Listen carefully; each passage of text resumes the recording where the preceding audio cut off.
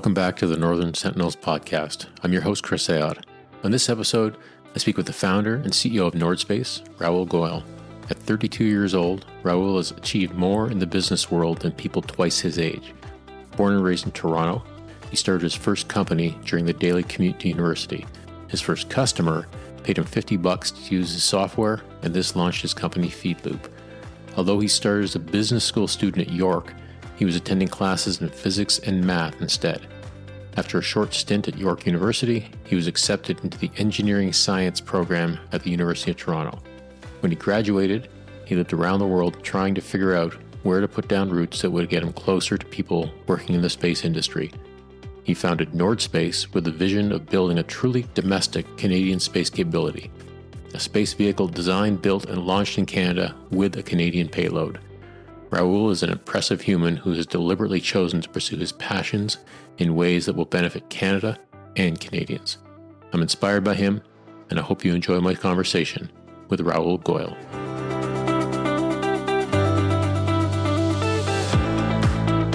Rahul, welcome to the Northern Sentinels podcast. Thanks for taking the time from your building and launching rockets to have a chat today. Thank you so much, Chris. It's an honor, and thank you for making time for me as well.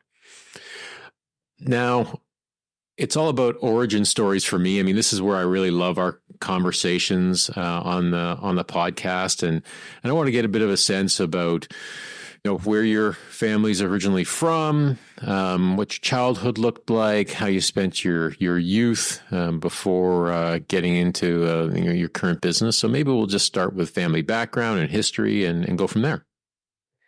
For sure. I was born and raised in the Toronto area, pretty close to Jane and Finch, and kind of resided there for the first almost 2 decades of my life. So I had a pretty simple upbringing, you can imagine. For any of your listeners, first generation sort of immigrant family, mom stayed at home, taking care of myself and my 2 siblings. I was the oldest of 3. Dad was an accountant, and it was I loved it. It was great. I didn't know any different. I didn't know any better or worse. I worked fairly hard in school when I could, but I was also definitely a bit of a troublemaker. Certainly, India as a nation and my family there played a big role, at least in my early life, a little bit less so now. But my grandparents and my mom's side of my family in particular were groups that we visited every couple of years on these longer trips to India. So I have some of my earliest and most formative memories and experiences back from when I used to go to India. And I really loved it so much. And I miss that time of my life dearly, but that's a little bit about sort of how and where and when I grew up. What did you love about going to India? Was it the connection with family? Was it the fact that it was a different nation? Was there sort of cultural pieces? Like, what was so compelling to you about those trips? Really everything. It just such a stark contrast in so many ways to Canada and life in Canada. But even for myself as a aviation nerd and just such a fan of it as a kid, I used to just enjoy the journey so much. I used to look forward to it. I remember back in that time, that wasn't even that long ago. I was born in the early 90s. One of my most fond memories is going in these airliners and the captain would bring me into the cockpit and I'd be able to sit there and see all these glowing buttons and dials and on this international flight over the ocean.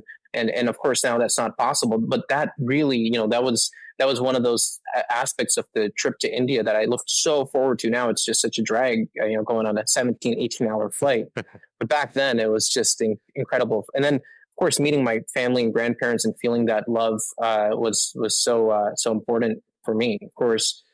But the contrast between the cultures and that gap has closed a little bit in recent times was what really stood out. And what would time there look like? How would you spend your days? Being absolutely smothered in love and everything you could possibly imagine by my grandparents and my uncle and aunt and all of that. It was really a unique experience. We got to eat what we wanted, play what we wanted, watch as much TV, and just do everything I could have possibly wanted.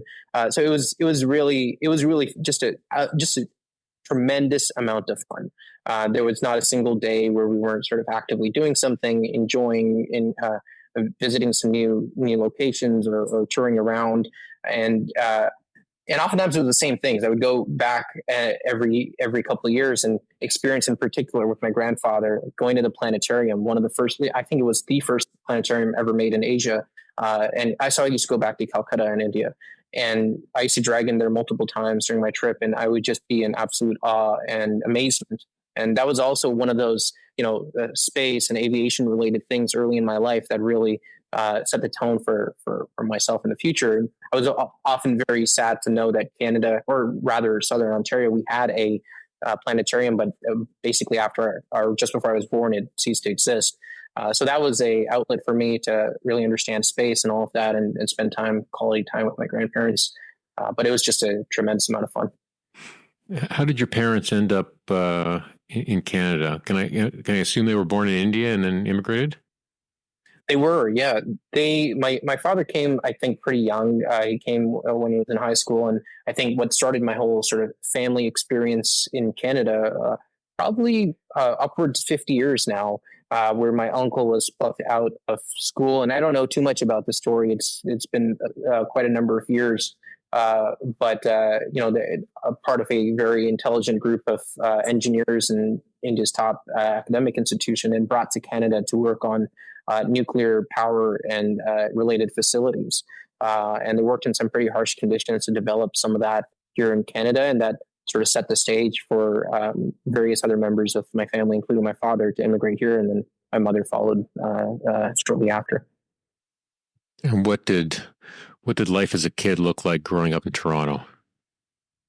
Other really than simple. You saying you getting into trouble, which I'd love to hear about what that looked like. It was really simple. I mean, again, I really didn't know any better. I'm lucky to have sort of that dual experience of life in India, and contrasting that a little bit. But life just felt really simple. We didn't have smartphones back then, or internet, or anything like that.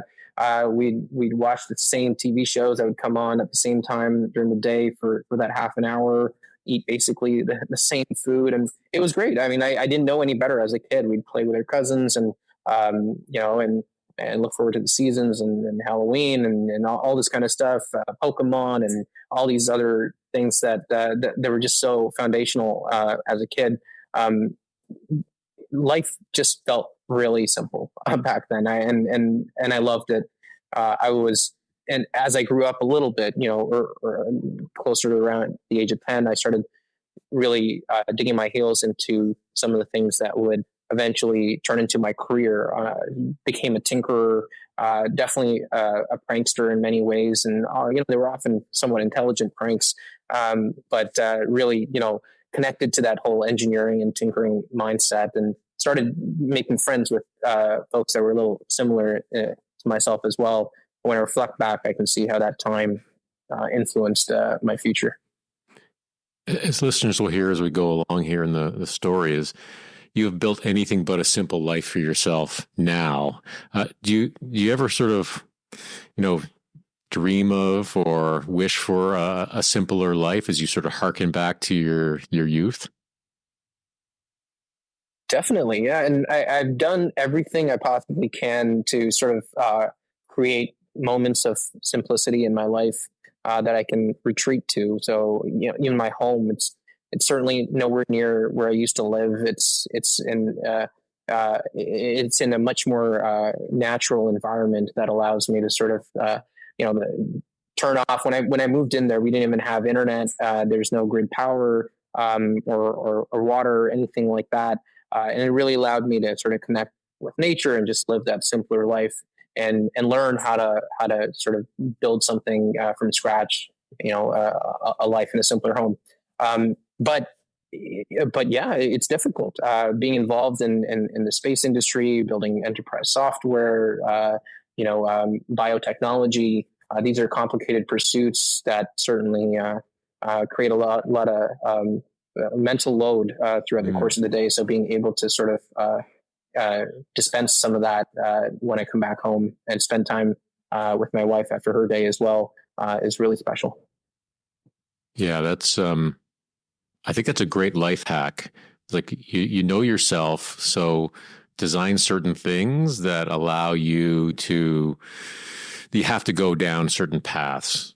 Yeah, that makes a lot of sense. I mean, I've shared this with people before, is that before I retired from the military, to prevent myself from jumping into the next job or from, looking for work, like I scheduled my summer, the next 3 months out, like packed it full of friends and family stuff to engineer my schedule against my own nature. So the fact that you've done this with your home, I think is fantastic. As when you were in high school now, at what point did you start to look to the future post high school and kind of think about what you wanted to do? Was there ever a sense you were going to go into being an accountant or anything like that? Or was it always sort of preordained into space, aviation, aeronautics, things like that?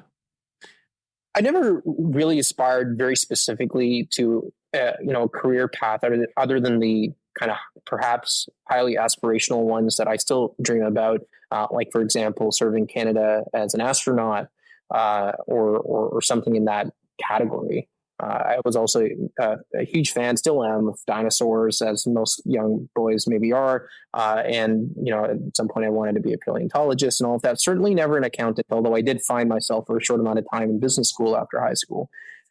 But I never really actively thought about my career. I sort of just enjoyed working on challenging projects, and I started realizing that I just had this strange attraction, not that I necessarily enjoyed it, to leading teams, because no one else was doing what I thought was important. So I had to grudgingly sometimes feel like I had to start this thing, recruit people, galvanize the support and the resources, and make it happen. But I would much rather be one of the sort of supporting cast members working on a technical problem than spending all my time advocating and trying to organize things. But I've sort of grown to accept my fate at this point after having gone through that so many times, including today. And I realize that, those are also important members of society. But that's sort of around that time, early high school, late middle school, is when I realized that this is sort of what I'm good at. And I became deeply involved in engineering teams, from Lego robotics back in grade 5 and 6. That was a whole other thing and challenge, to building windmills and robots and all of that. So great time in high school. I missed it very much. Yeah. What was the deciding point, the tipping point? I'm not sure what the right expression is, but when did you have to make a decision, or what were the conditions under which you said, okay, I'm going to go and do this post high school? Yeah, I guess it was always I never really had a straight line path. So post high school, since especially my parents, my father was paying the bills, I guess, I ended up pursuing through some his suggestion, let's just say, business education. So I went to York University's Schulich School of Business to pursue accounting. As you can probably tell, that's not necessarily who I am and what I enjoy. I spent all those 2 years in non-accounting or business-related classes. In fact, was basically branded myself as a PhD astrophysics student. Took a bunch of those courses, only for the professors to realize 2 years later that I'm actually a first-year, second-year undergrad business student. So that was really fun. But I spent a lot of time in the space engineering department, did all the math and science courses, and just spent time doing and pursuing the education that I thought was interesting, being involved in extracurricular teams and such. So I don't think there was an exact moment. I've always been somewhat rebellious and independent, and I don't plan to.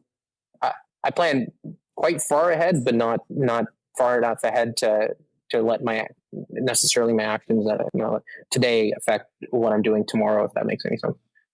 It does. I love the York story about how you're basically in astrophysics and aeronautics, but you're actually a business student. I mean, it's I'm not sure if you've read anything by James Stockdale, Admiral James Stockdale. Heard of him? Yeah.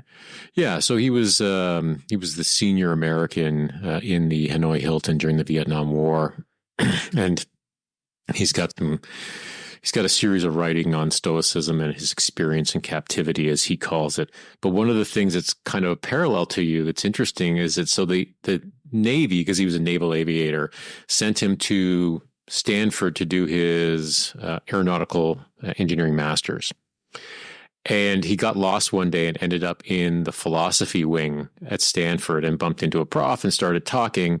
So he ended up being sent there by the Navy to do one thing, which he rapidly completed in half the time, and then took the rest of the time to do research and be part of Stoic philosophy and ancient philosophy.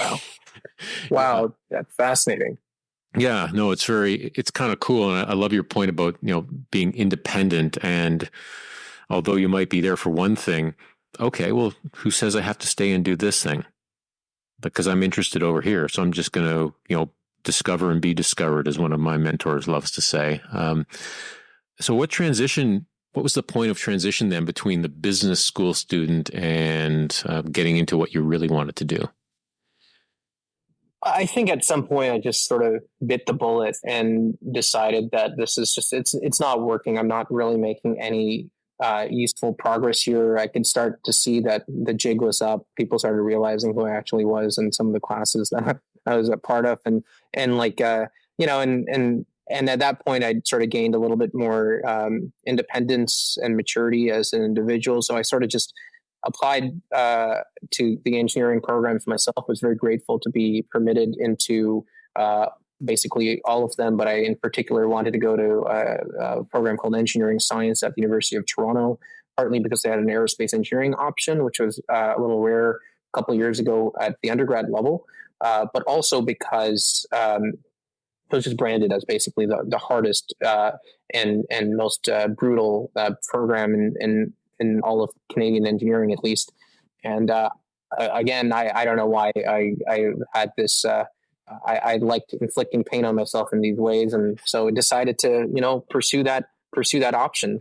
Turned out to be great in retrospect for so many reasons. But that was sort of the moment. I was very grateful and lucky to receive basically a full scholarship as well. So that helped smooth out some of that for me, and I'll forever be grateful for that.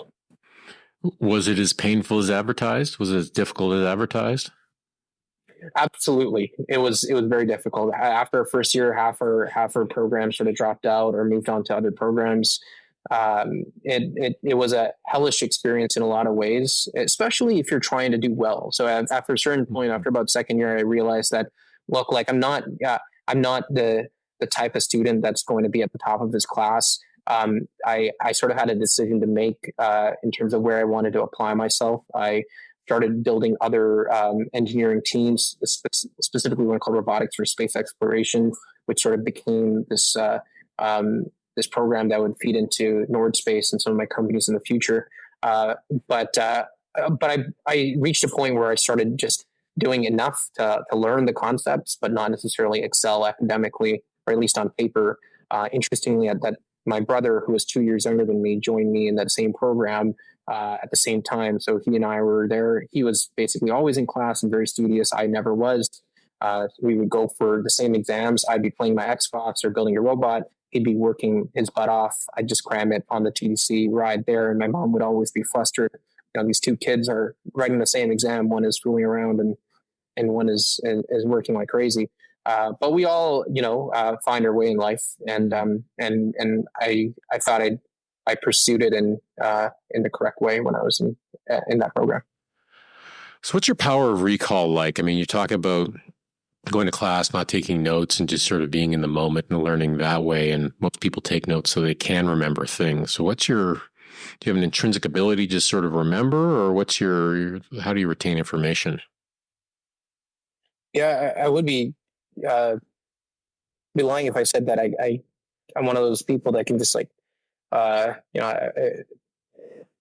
just look at things or hear things and retain them perfectly. And I look at my engineers that I get to work with in software, aerospace, or anywhere, and really jealous of them. They get to do amazing engineering work. And one of the things I worry about for myself is that I've learned all these incredible math and science concepts and historical facts and things like that. And I don't consider my power to retain or recall information that great.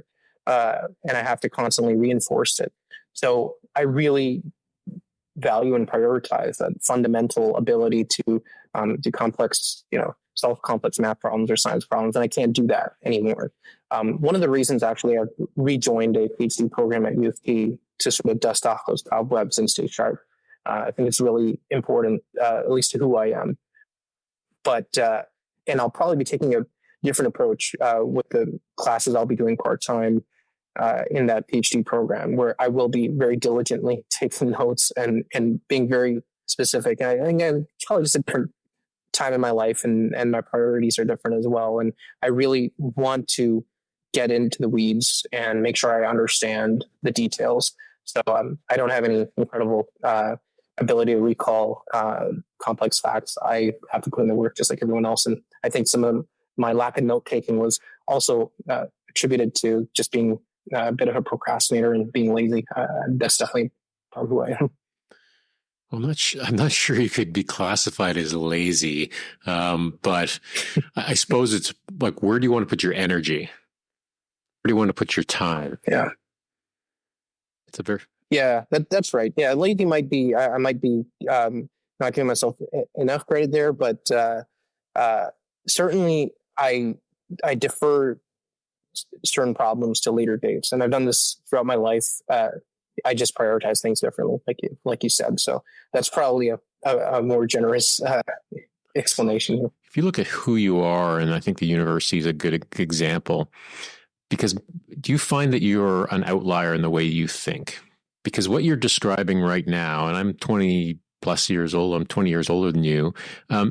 Like, I'm just learning those lessons now in life. And you had those as a university student about, you know what, like, let's find the right balance in the things that matter to me. And I mean, some of our talks about service and citizenship, I think are there's a level of maturity of your opinions and your philosophy that I think far exceed your years. I mean, have you found yourself to be a bit of an outlier in the way you think or the way you act over the years?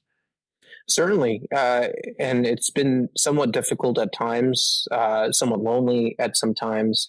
But that sort of, I think, comes with the job and sort of the territory that I've started pursuing. And I have no regrets. I absolutely love it this way.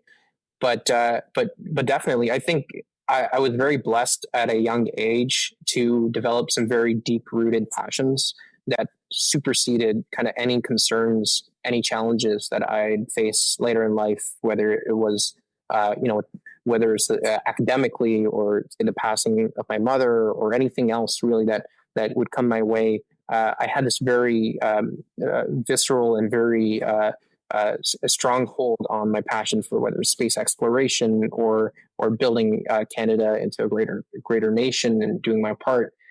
And those sort of minimize all these other challenges that I think traditionally folks my age may face. And I feel very lucky to have developed that. And I owe much of that to my mom, who is herself a very passionate individual. And she helped me sort of develop passions of my own. So I think that really allowed me to develop that uniqueness, if you feel that way. And I certainly do sometimes around myself. Well, when you were doing your undergrad, you also mentioned that you started your first business. So So what was your first business? Well, I wouldn't really even call it a business, and I didn't necessarily even look at it as one. I just had a lot of time commuting, so I had an hour and a half to 2 hours sometimes commutes to the downtown campus and back, brutally long commutes, and I finally was able to afford a small laptop at one point in around my first or second year. And I used that time to basically teach myself how to write software, web-based software. And I started developing apps for all kinds of purposes, going into engineering competitions with them, things like that. I developed a mobile game set for blind individuals. I developed these like maze associated games for disabled individuals, and really enjoyed just the software development experience and testing my capabilities and trying innovative things there. And at one point, I designed the software, very basic piece of software to help conference speakers collect feedback at conferences. Okay. Completely basic, really, just a Google form. But that was what was essentially a seed for the company that eventually evolved from it, called PheedLoop, PheedLoop. Sometimes folks don't catch the name perfectly. So that tool ended up becoming a larger event management software, enterprise software solution. Now work with amazing customers around the world, and Fortune 500s and things like that. But it didn't start that way. It was just a goofy project on the TDC that I had sort of put together. But then I had various experiences that sort of catalyzed that whole process for me to turn that from an idea into a business. Happy to get into that. Yeah. Like so if you're generating all these ideas, how did you determine which one you thought you should put a little bit more energy into to try and scale it? Yeah. Well, I guess I sort of just followed the money. So I never really held a job in my life, and, pretty much completely dirt broke.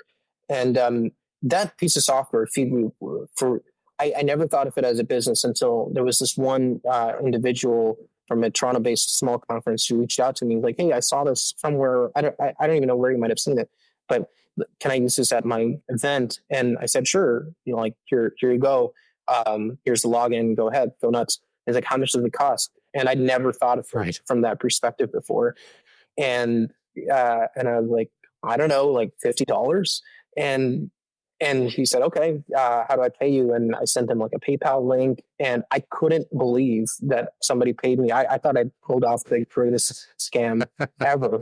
And I had $50, and I didn't know what to do with it. And really, like, I never used to spend money. I didn't really have much to spend. So that was just there was something addicting about that specific experience, where I was like, well, if he's crazy enough to pay me $50, maybe there's somebody else who can pay me $50. And it sounds really silly for, I'm a university student studying aerospace engineering, but when it comes to business, I mean, it was my first practical experience, and I felt like an absolute novice and child. So one thing led to another. I just started becoming obsessed with using my software engineering skills to solve specific problems. And I found this pattern where I would reach out to companies, tell them that I have this amazing piece of software, made them believe that it was run by like this 20 or 30% company. I didn't explicitly say that, but gave them this impression. And they'd get on these demo calls with me, and they look at the software and like they would say, "Hey, does it do this? It doesn't do this. We really need this to happen." And I had this pattern where I would say, "Great, I'm so glad you asked me whether it does this." That feature is actually coming out next week, even though I had no idea what they were talking about. And I'd work all night that night and develop that feature, and I'd say, "Hey, we actually released it. Behind the scenes released it a week early," and they would be amazed and shocked. And this cycle kept going on and on, where I would develop these features at record speeds, and they were amazed, and people started spending money on this thing. And one thing led to another from there. There are a lot of points in between that and where we're at now, of course. But it was just that problem solving. And I really enjoyed that as an engineer. And I just kept feeling like I was pulling off a heist every single time. But it was just the greatest experience. At what point did you realize that you needed to take it from a me to a we? You actually needed to bring people on to help you with this project. Yeah, it wasn't as much driven by ambition. I wish I had these great stories where I was a young Mark Zuckerberg type trying to build $1 billion company or anything like that. I was actually really happy. I moved to South Africa for almost 7 or 8 months at one point, because I found it to be a beautiful place, and I had my expenses were well under like $1,000 a month, and I basically figured that, hey, like, if I generate enough revenue from this thing, like $1,000 or $2,000 a month, and I'm living here, like, this is the greatest life ever. And I never really thought about it any other way. And then one day, Microsoft sort of knocked on my door virtually, and that sort of changed everything. Where they dangled this much larger check for the software that they were urgently, their contract had fallen through. They saw this they must have Googled and found this company and reached out. And of course I couldn't say no. I'd never seen that much money, and in retrospect, it really wasn't anything groundbreaking. But then I rushed back to Toronto and I tried to figure out how to sort of glue all of this together. So I had two similar instances, but that was one of them. And that's when I sort of realized that we had to mature. And still, it was still basically me working from my mattress, sitting on the floor in my apartment. But that was a pivotal moment. What drew you down to South Africa? Well, I graduated from school, and I must say, like, there were several members who helped while I was in school to sort of help us mature beyond an idea to something that can reasonably generate some revenue. Mark Graham, a great entrepreneur in Toronto, Professor Joseph Ross, director of the Hatchery program, which is an entrepreneurship incubator at the University of Toronto. Father-like figures in my life who made a major difference. Among so many others. But I graduated, and sort of everyone else had gone off to work at the Googles or pursue masters and PhDs and things like that. And I was sort of, I was just in my apartment working on this thing, and I figured I could do this from anywhere. Might as well travel the world. At one point, it was becoming unhealthy. I was locked in my apartment working like a maniac quite literally a maniac for at one point almost 3 weeks. I think I hadn't left. And that was, it started getting pretty dark and pretty grim at that point. So I completely wanted to overturn that, and I threw a dart at the map, and South Africa ended up being an excellent choice. I taught there as well at a school, volunteered, and it was just one of the most memorable times of my life. Where were you in South Africa? So it was outside of Cape Town in a town called Muizenberg. I lived in a hostel there were, I think, 12 other people living in one room, and which is crazy, but I didn't mind it. And that was it. And it was gorgeous. There were beautiful, endless beaches, and right next to it, literally right next to it, gorgeous mountains. And I like to surf and scuba dive, and made a ton of great friends. And I just be working 14, 15 hours a day and sitting in that hostel on my bed. And it was great. Made tons of lifelong friends. So it is a stunningly beautiful place down in Cape Town. Yeah, I miss it. Yeah, there's no doubt. And your comment on the cost of living is it is very affordable in South Africa. I haven't been there in a few years, but I was amazed at how, especially compared to a lot of the rest of the continent, where there isn't necessarily a middle class in some of the African nations, but South Africa has one, and as a result, it becomes very affordable to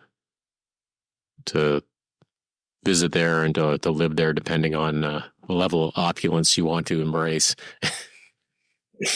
Yeah, that's right. I very.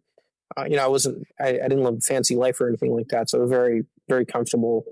And, I just graduated, so I was much younger than I am now.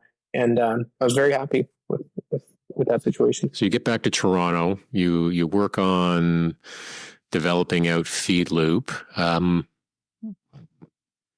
But you're clearly not working on anything in space yet, right? So you've got your aerospace degree. You've got this company that's obviously starting to build and gaining success. Was there ever any point at which you thought, maybe I need to ride this further along, or were you always looking for that opportunity to get to the next thing for space? Yeah, at that point, I still hadn't given up on that dream at all. In fact, I never had given up. I sort of also consciously made that decision even in university, where I wanted to start in Nordspace, or I'd gotten very close to working full time at NASA and things like that as well. That was sort of the one interview process and all I'd gone through. I deeply wanted to be involved in space. In fact, after going back to Toronto, I then lived in the States for almost a year, because I decided, hey, I want to be closer to the space industry. I was planning on living and moving permanently in Florida.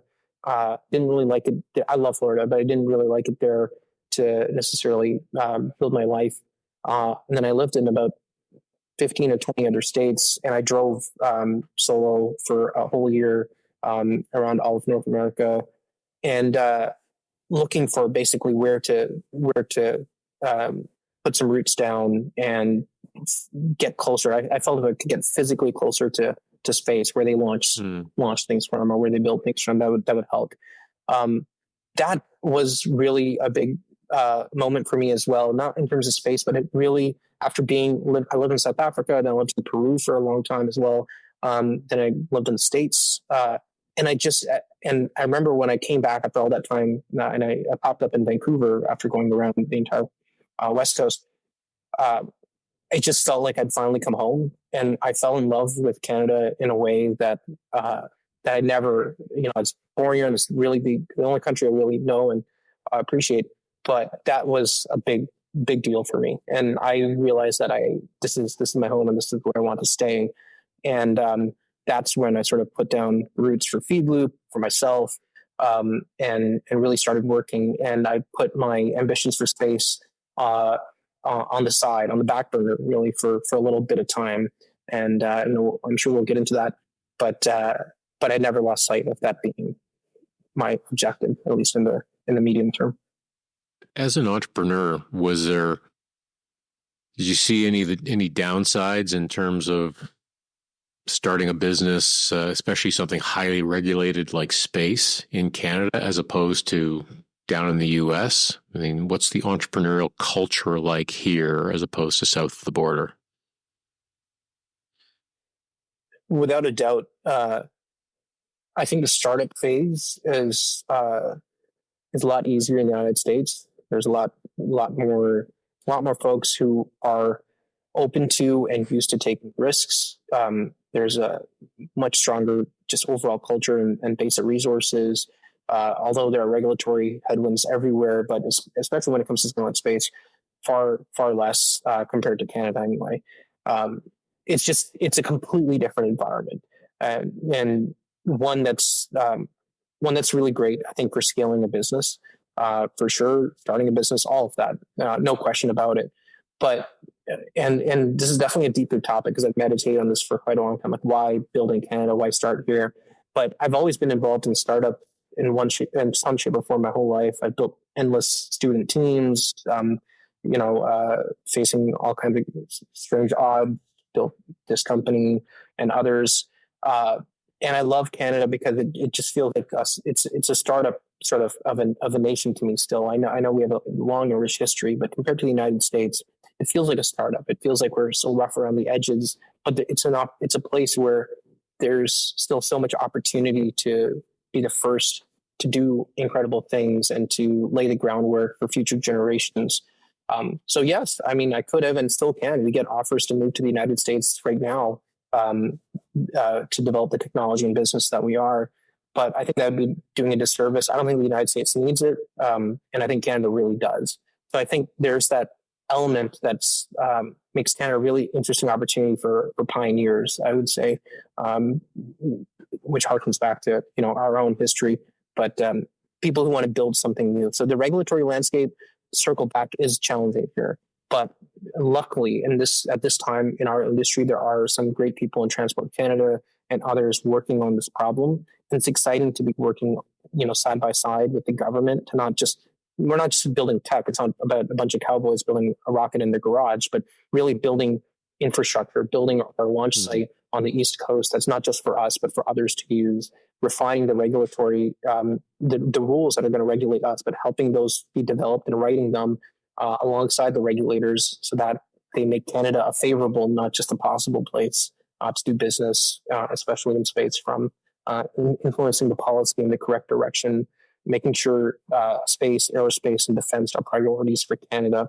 It's pretty easy to jump ship if we wanted to, but it's definitely a lot harder to do this in Canada. And then from a fundraising and capital perspective, it's not even a comparison. Canada's very far behind, unfortunately, especially over the last couple of years. Do you find that you have other people who are entrepreneurs, regardless of industry, that share your sensibilities on this in terms of your dedication to country, your desire to build something inside Canada? Because as you said, I mean, it's easy enough to follow the money. And if you follow the money, most of the times it's not going to lead you to Canada. So I guess maybe two parts. One, do you find that you are an anomaly in this thinking? And two, do you get a sense from your interactions with government that they understand that the environment, if you want talent to stay, needs to change? Yeah, I'm so glad you mentioned the talent piece as well, because capital is one thing, and keeping entrepreneurs here super important. But we have I witnessed a mass exodus of talent and capital. The talent, especially, I went through my group of aerospace engineers university, and I know many outside my specific class as well. Most of them have left, and it's just there's so many reasons, but we need to make, even on the regulatory front, this is something that I keep pushing the question. It's not just about making Canada a place that's possible to do things, but favorable. I think that's incredibly, incredibly important. And as a startup, as a nation, as the way I startup of a nation, the way I perceive it, I think we have that opportunity right now to make sure that Canada is favorable for entrepreneurs like myself, but for others as well. So to answer that question, I'm seeing and hearing it more, especially over the last year or two. It definitely felt like I was in a silo, and still does in a lot of cases. For quite a long time, I didn't necessarily find too many entrepreneurs passionate about reinvesting their own capital into businesses here in Canada, and then B, really caring about being Canadian and then being vocal about it. I'd grown up feeling and seeing a lot of Canadian pride, and I haven't seen that as much over the last few years, and I found that a little depressing. But I've been seeing that change a little bit, just a little bit. So that's given me a glimmer of hope, and I think it's really important. I think Canada has so much to offer, and I think we should be proud. So I'm seeing more of it, but we have a very long road ahead as Canadian entrepreneurs, especially. Where did that sort of sense of national pride come from for you? And for me, it's pretty easy because I wore a uniform for 30 years. I literally walked around with a Canadian flag on my shoulder. So in a way, actually, it makes it a lot easier for someone who's in uniform to make those connections and to have that sort of baked into their DNA, just because it's like literally this sort of physical thing that you're seeing every day. But most Canadians, that's not the case. So, like, where did yours come from?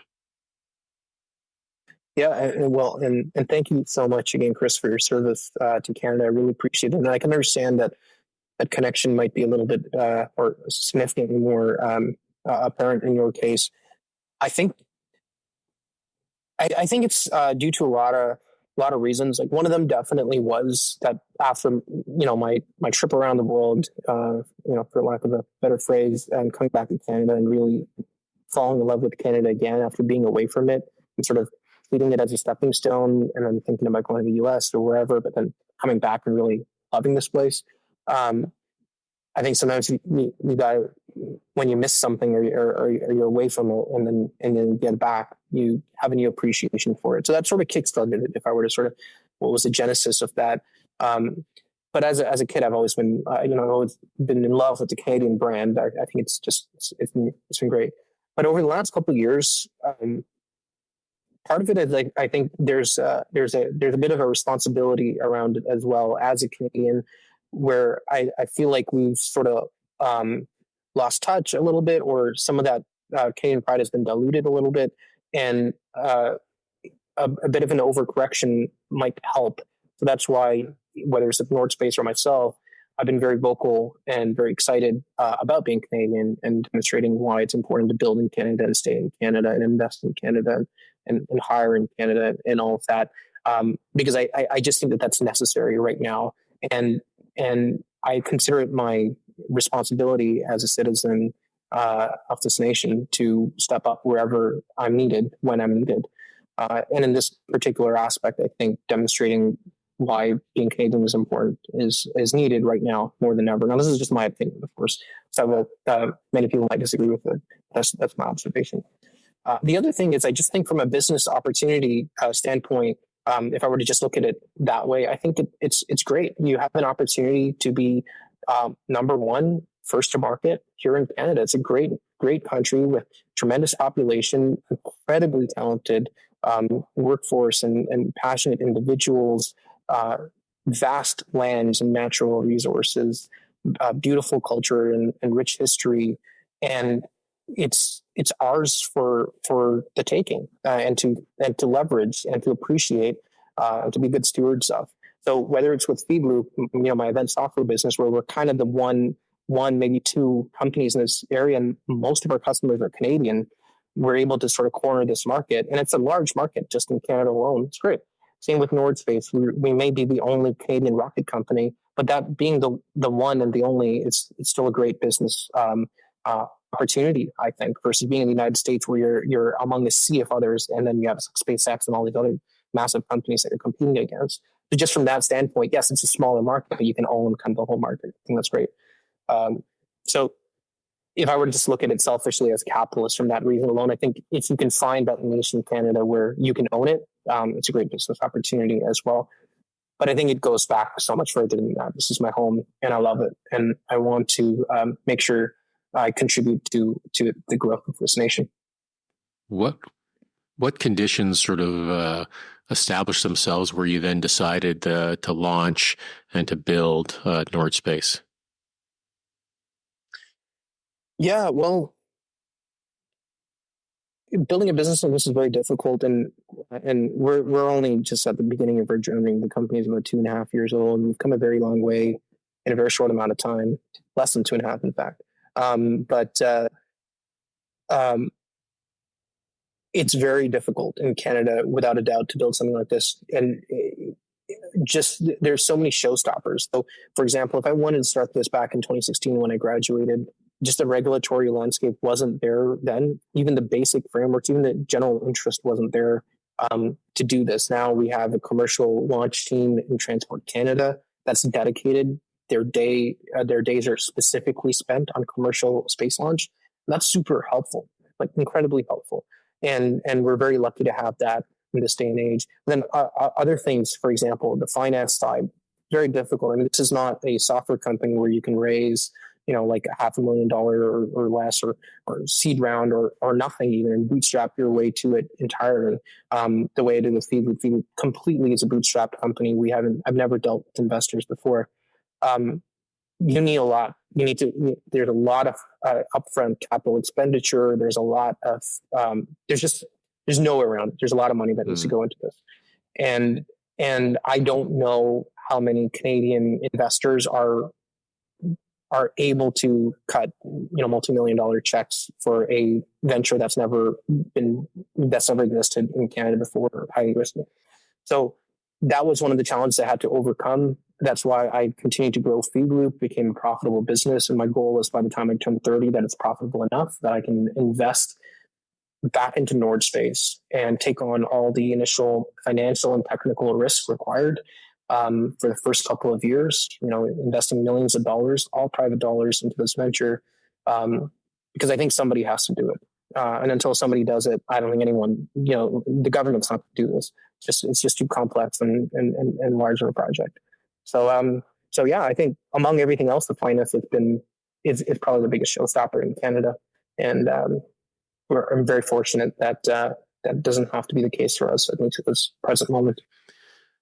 Does it help at all in terms of capturing the imagination of investors when you have like Musk and Bezos that are having success with building out, obviously, big space companies, but still, like, seeing success tells people that it can be done. The math works. So does that help with the narrative? It helps, certainly. It's a double-edged sword. I think the hype that those companies created, between 2015 to, or rather, like the early 2020s, is when it really, investor optimism really was at its peak. And as a result, massive amounts of capital were being invested in companies that I don't think had any real business, no pun intended, or real kind of first principles understanding to be in the position to take on hundreds of millions of dollars, or go through IPOs or RTOs and SPACs and things like that.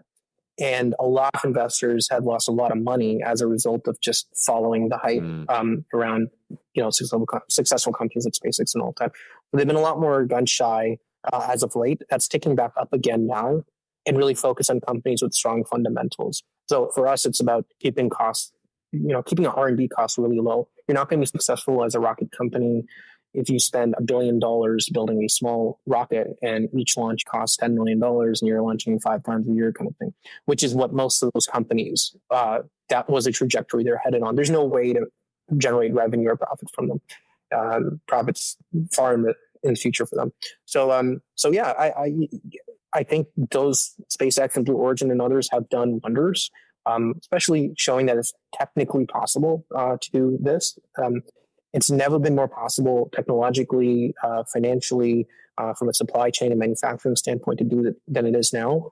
But I think we're in a really good spot in this, 2025 as Nordspace, where investors are really are coming back into the game, and they're focused on first principles and good businesses, and not just fancy technology. So I think that's just a natural progression of things. People get excited. It might be like that with AI right now, and then it fizzles out and the reality sets in, and then there's the real investment opportunity start showing up. So maybe give the listener an overview of Nordspace in terms of, the vision, and then maybe some of the next 12 to 18 months, but what that's going to actually physically look like. Yeah, for sure.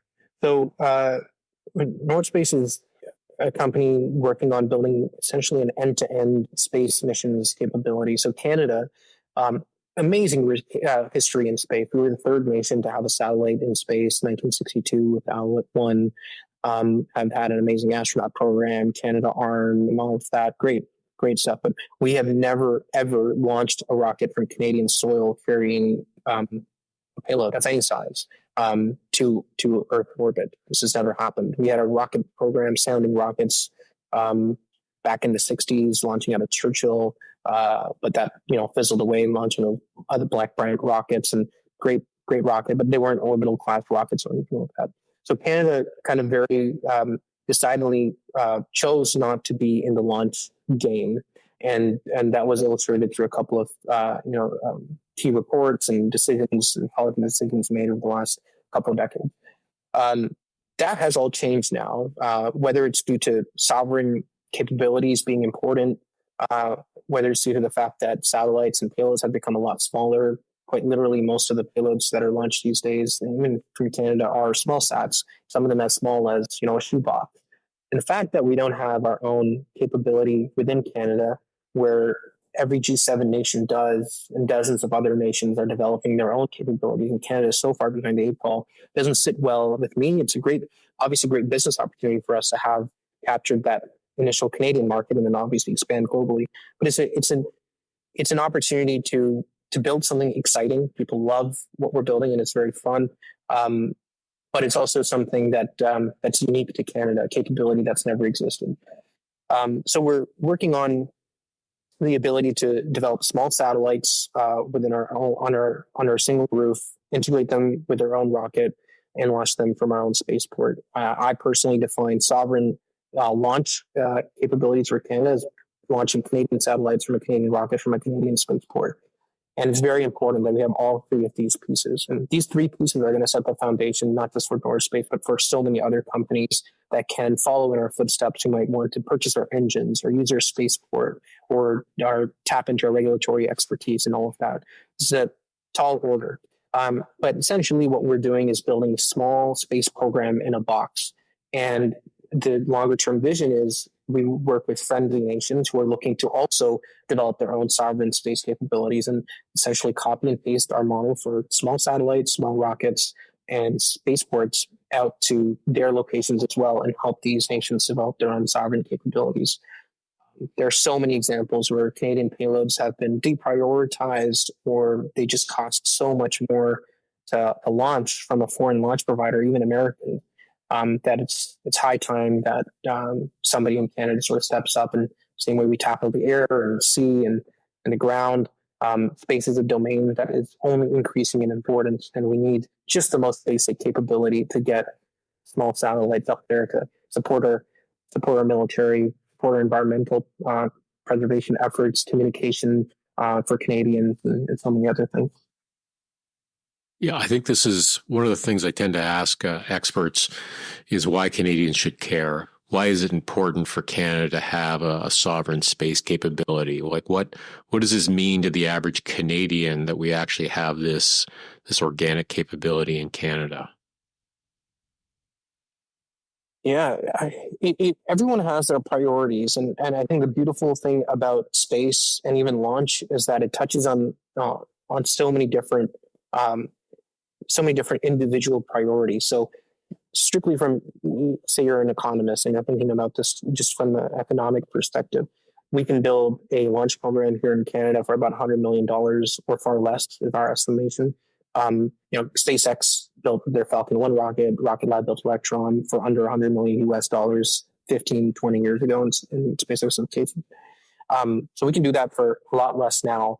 It's a drop in the bucket in terms of investment for a brand new capability to access a domain and we internalize all the gains from a space mission here in Canada. We're exporting millions of dollars, on the order of hundreds of millions of dollars, to foreign launchers to get payloads into orbit. We had a situation with RadarSat-2 in the early 2000s where we had to switch launch providers, launch with the Russians because the Americans wouldn't launch it for a variety of foreign policy reasons that they weren't happy about with Canada. And we lost over $250 million in that transaction that could have easily sponsored a domestic launch capability and given us that. So by just simply capturing the entire value chain, the most expensive part being launch and internalizing the gains from an economic standpoint, it's a no-brainer. From an environmental standpoint, we have been working on programs like WildfireSat for almost a decade now, nearing that. We need the ability to respond rapidly to emergencies or just simply monitor our oceans, our lands, the north, and not have to wait a decade to build simple capabilities to get eyes in the sky and help us protect our land. It's so important. We should be able to do that on our own. And if that doesn't feel important today, it's going to feel very much more important over the next decade or two. And this is an investment in our future. From a defense standpoint, we talk about Arctic sovereignty and Arctic defense, and we have three coasts, massive border, and not being able to respond to threats and have situational awareness in this fourth domain that is just as important and increasingly so as the land, sea, and the air is just critical. And we're not talking about launching people up there from Canadian soil, but just getting small satellites up there to help us understand what's going on up there, replenish constellations and things of that nature. And you can go down the list, or whether it's saving jobs that are leaving from Canada. Previously, you were on the clock 20 years ago or more, Canadians couldn't leave and work on rockets, for example, because of ITAR and the US was really the only nation working on this. Now you have 20 nations working on this capability, and Canadians, including many of my colleagues, comfortably can leave Canada because they've been trained by amazing institutions here, and they get scooped up by foreign companies. Previously this wasn't the case because they just didn't exist, but now because no one is doing this in Canada, they leave. These are highly talented engineers. Aerospace engineers are some of the best of the best. So that piece alone, is so important. We're facing what I like to call one of the most challenging things for me growing up from an aerospace perspective was learning about the Avro Aero situation. And I feel like we're facing another Avro Aero moment again here in Canada. And I cannot let that happen on my watch. Just from, thousands of talented people leaving. So, and then you put all of that aside, I think what this will do from a national, inspiration standpoint, it'll be our own Apollo moment when we see a rocket launching. And I think it'll inspire generations of young Canadians to pursue STEM education, to be entrepreneurs, to build new businesses, because an infrastructure has been developed. We're not talking about building little technologies here. We're talking about real infrastructure that enables and empowers other businesses to form around. I think it's going to have uh, such an effect on our youth, especially. Um, and that alone, for me, again, for many reasons, is enough to justify why, just from the GDP that this would contribute from young Canadians going into STEM, building businesses, and all of that over the next 20 to 30 years, would be more than enough. So there's just so many reasons why something like this is important. Are those reasons compelling to political decision makers? Have you found it's starting to resonate with them and become a compelling argument for investment? Yeah, definitely. The government investment in Canada it's really tough until and you're not. I don't think we're going to see substantial investment for this or anything else until there are very clear policy mandates and things like that. So it really depends on who we talk to. For example, we're talking to folks in the world of defense or the DND. They're very excited when they hear that we can assist with Arctic defense and sovereignty and things of that nature, or contribute politicians when we talk about, hey, this can help us in our NATO spending targets, for example. Things like that really. But you talk, for example, we're building our spaceport, which is outside of a small town in eastern Canada, and we talk about all the economic benefits and all of that. But then the MP that we talked to in the office in Ottawa, like, this is going to be major bragging rights for us, right? And I was like, yeah, for sure. But what about all this, $200 million in GDP growth? And he's like, okay, that's all great, but this is, bragging rights. So they get that, and they're excited. They're going to be putting dollars behind this as well over time. But it is a challenge in Canada to help money flow into this. And I really value taxpayer dollars. And I think it's incumbent on individuals like myself and companies, no matter what project, what groundbreaking innovations or infrastructure they're working on, to really make sure that politicians who may one day put money behind something like this are convinced that this is going to genuinely result in an ROI for taxpayers. As a taxpayer myself, and a significant one, I think this is incredibly important. So making the case for this is something that we try to do all the time. And I think we're doing a better and better job at it. But there's still a lot of work to do. When do you think that Apollo moment's going to come for Nordspace? I think it's going to be sooner than we think. We're working on our first launch to happen later this year. I can say this year, now it's 2025, from our spaceport. And although that's not an orbital flight going to space, it's still going to look like one. And we're going to fly that Canadian flag high.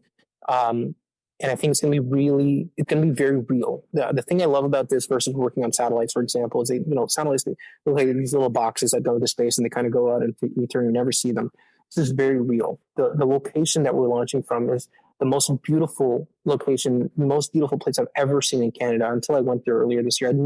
I had no idea that such beauty existed in Canada. I hadn't seen the Rockies and everything, but absolutely gorgeous. And I think when just that accomplishment alone, that mid-sized rocket going up into the clouds from this gorgeous location in Canada, that I don't know if I wasn't aware of it after 30 years being a Canadian, and others, I don't know, but the rest of the population.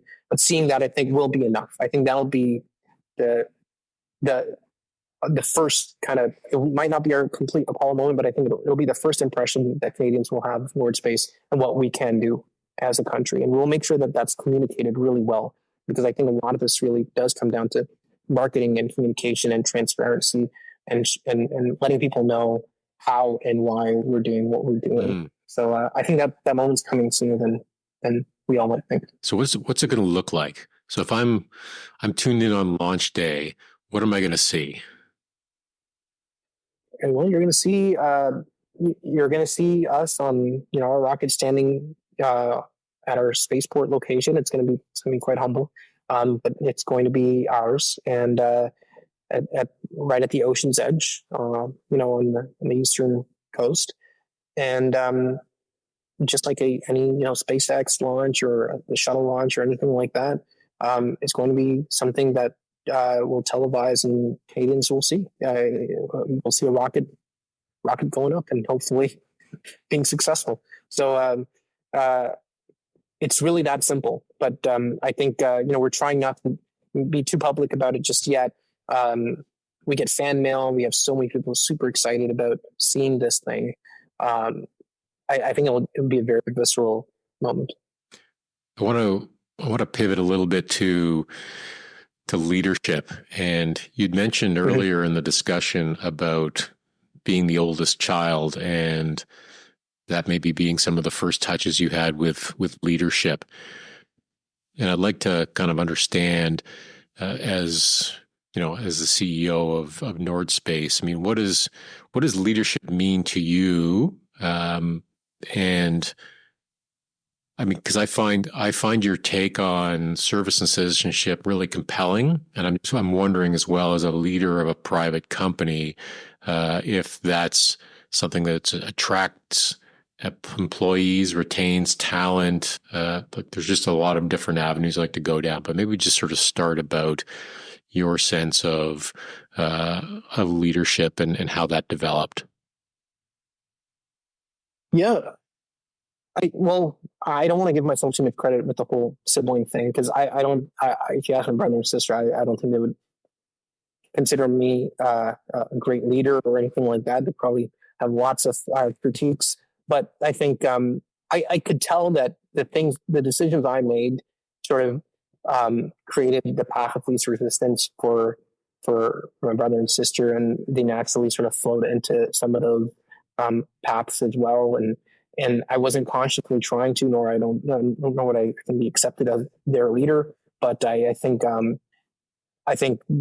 just by being older, I sort of set that trajectory for them. In the context of being in a private company, I think, I'm a pretty ambitious guy, and I'm working on Nordspace, this other enterprise software company. I've also started a biotech company, and I don't have the time to necessarily be present with every team and every decision, and constantly being that omnipresent leader.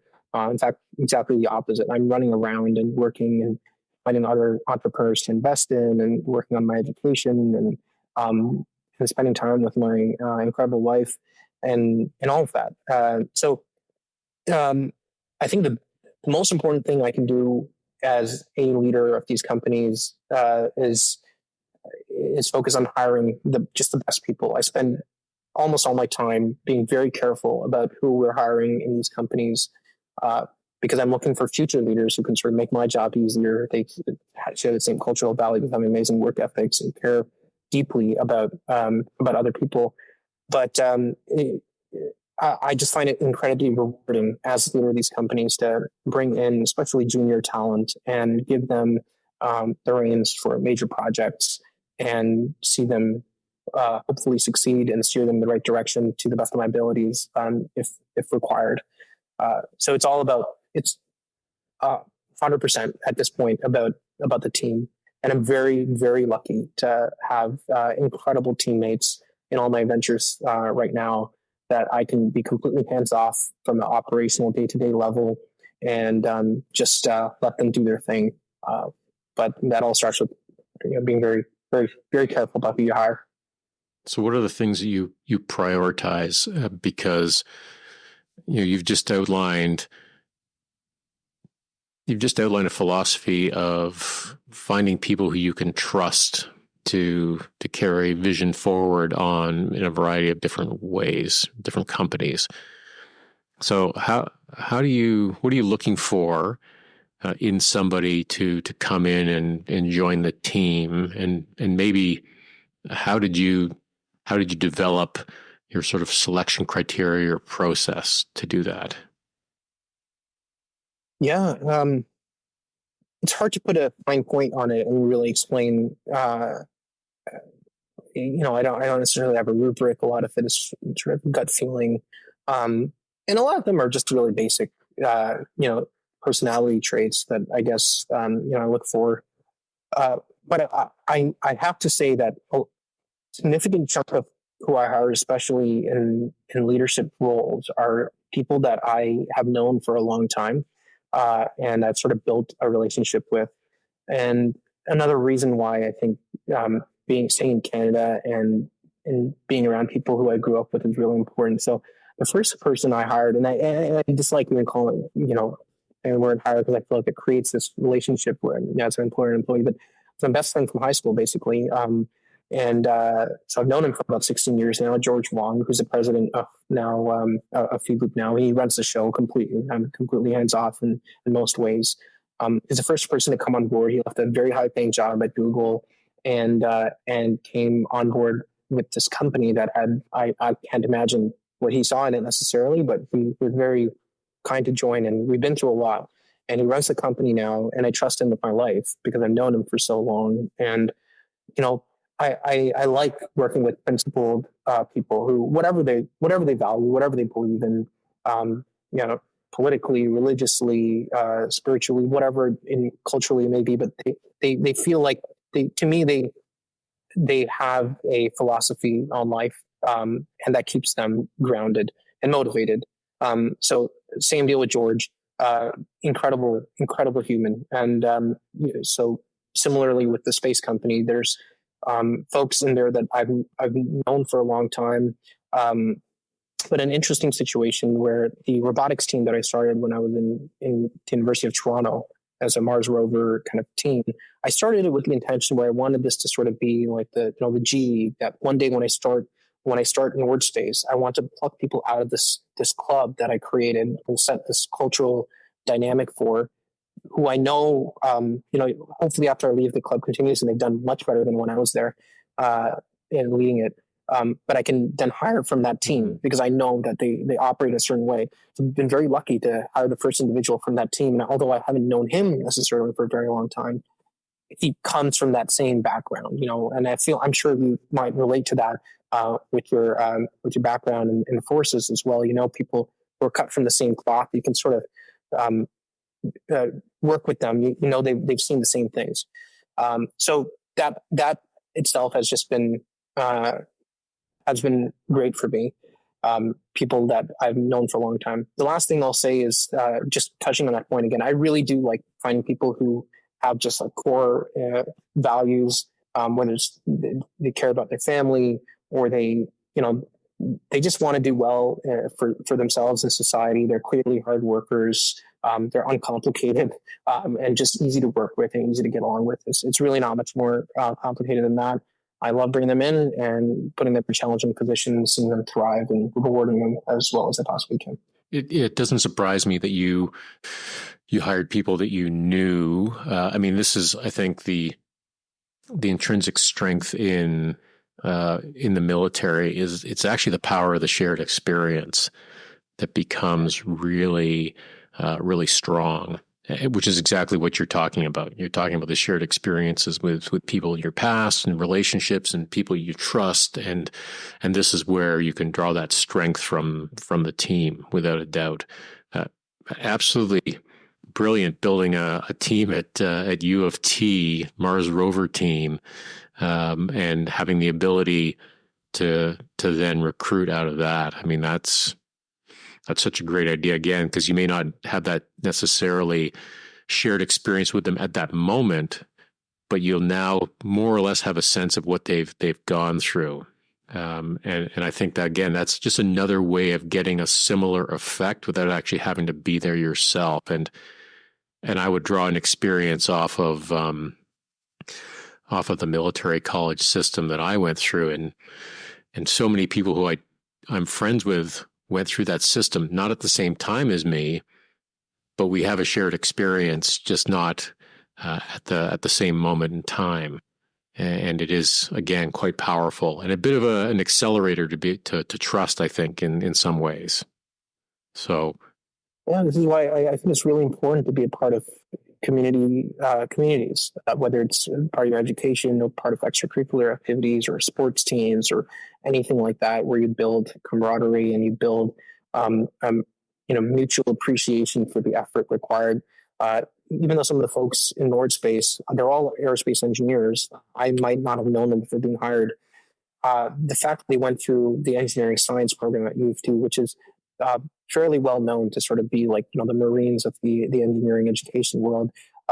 I've met people who are 30, 40, 50 years my senior who have gone through engineering science, and I've been having mediocre conversations with them. But then suddenly it comes, somehow we find out that both of us have gone through this process. And then the shared pain alone of that experience unites us in a way that nothing else does. So it's a great tool as an employer to be able to vet people that way. You know, if they've gone through that same thing that you have, if they've survived that, then you probably share something in common with them, and you can probably work with them. So it's not a guarantee. There's no silver bullets, but it's worked quite well for me. I find at times my sort of take on service and citizenship, I feel others might view it as a little bit antiquated or anachronistic, and I'm wondering, as somebody who's younger than me, who's I have no doubt surrounded by younger people than you, even in your companies. I mean, is this something that's a draw to people, your take on service and citizenship, or is it sort of seen with a bit of a jaundiced eye going, I don't quite understand why he finds this important, but I'm willing to follow him and see what happens. Like, what's your take on on young Canadians and their view of the nation? Yeah, I think they're young people in general are quite open-minded. I think I've noticed they're quite easily drawn, myself included, to interesting causes or anything that it may be. And being proud to be Canadian, the country that raised you and or gave you a home, I think is something that people are quite open to. There is definitely, I can certainly feel, especially outside our team, when we're so excited and demonstrably Canadian, that it ricochets off some people and they don't quite get it exactly. But I think with our team, for one thing, I definitely filter for folks who are excited about. They don't have to be like raw Canadian or anything like that, but they're excited that we're doing this in Canada. There's some element of them that is excited that this is happening at home, and I think that's just enough. I mean, every nation is different in their views of patriotism and all of that. I'm not saying that we need to replicate or copy it, but I think just being excited and being proud in the smallest sense is great. I have noticed as members of our team have grown, they've grown more and more appreciative and excited about being Canadian and doing this in Canada. That warms my heart, but that's not my goal. It's not necessarily about that. But we're certainly not shy about it. I think, and I've been seeing this over recent years, I can feel the tide shifting over the last year or two, where there is more open-mindedness among young Canadians, curiosity about our history, and just and pride. But it's just a spark right now. Hoping we can sort of fan that into flame. Hey, Rahul, before we wrap things up, I want to make sure that we've covered all the ground that you wanted to. Is there anything else you'd like to share with the listener before we bring this episode to a conclusion? Yeah, just that there are a lot of people that have helped me become who I am, mostly good, I hope. My wife especially has played a major role in my life, and taught me the value and got me excited about family and all of that. Given me a sense of community, all my professors and mentors, and especially all the teammates I get to work with at the companies. There are just so many people that have made me and who I am, and I'm incredibly grateful to them. I hope to work myself every day to do right by them and do my best for them and for you and for the country. So I owe a lot to a lot of people, and I'll do everything I can to make sure I don't let anyone down. That's a huge priority for me, and I work as hard as I can to achieve that. Well, I tell you, I was inspired by reading a little bit about you before we connected, and then our first conversation, I walked away thinking, man, I got to up my game. I got I really, Not at all. I really need to step it up here because the amount of stuff that you have done in a short period of time is incredible, and even more so the fact that you are doing it in Canada. You're building a sovereign capability for the nation. I mean, this is beyond noteworthy. There are some significant impacts this is going to have for decades into the future that I don't think that people necessarily can wrap their heads around right now. So thank you for everything you're doing. And I really look forward to waiting for the Apollo moment, because I know it's coming. With you at the helm, there's no doubt it's going to arrive sooner rather than later. And I really want to thank you again for being on the show and being one of our Northern Sentinels. Thank you so much, Chris. It means a lot. I hope you enjoyed my conversation with Rahul. Please subscribe to The Greater Good on Substack to get this and other content to help you citizen better. Thanks for listening, and goodbye until next time.